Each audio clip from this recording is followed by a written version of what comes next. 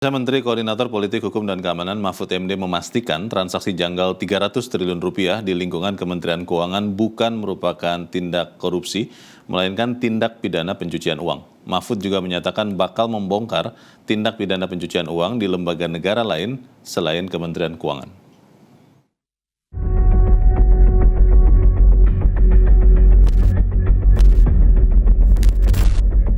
Kementerian Keuangan tengah menjadi sorotan usai laporan PPATK menyebut terjadi dugaan transaksi pencucian uang sebesar 300 triliun rupiah.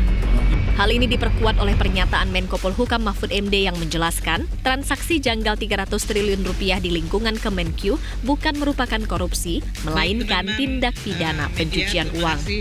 Saudara, yang diserangkan oleh Bu Sri Mulyani itu ya memang itu adanya, itu benar. Tapi sebenarnya saya kan ketika ngomongkan 300 triliun itu bicara tentang pencucian uang. Bukan korupsi.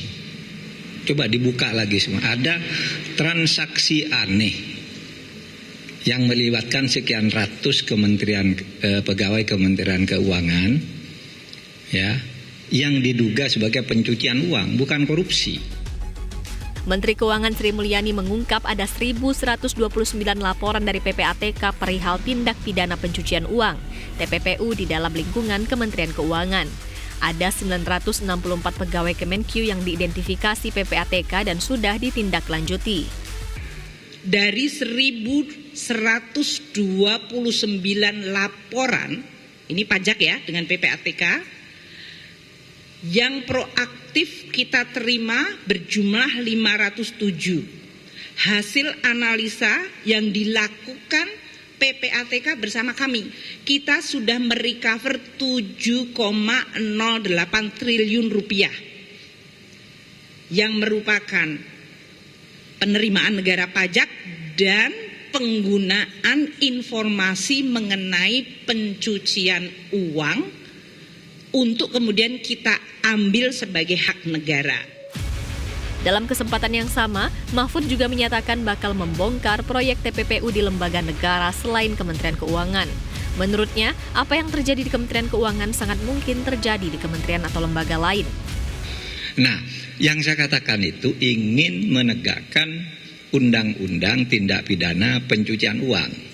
Yang itu bukan hanya di sini, yang ada menurut saya di berbagai institusi itu hampir setiap proyek itu ada pencucian uangnya. Saya ingatkan dari sini bahwa di kementerian lain kita juga punya data yang banyak tentang ini. Jangan merasa Anda sudah wajar gitu, tapi ini ada semua uang-uang yang dengan orang-orang dekat Anda, dengan perusahaan Anda dan seterusnya itu ya tidak diketahui kalau mau dilacak. Menko Polhukam menegaskan siap bekerja sama untuk menegakkan undang-undang TPPU. Ia menambahkan pencucian uang ini merupakan ranah dari aparat penegak hukum dan bukan kewajiban dari menteri. Tim Liputan Media Group Network.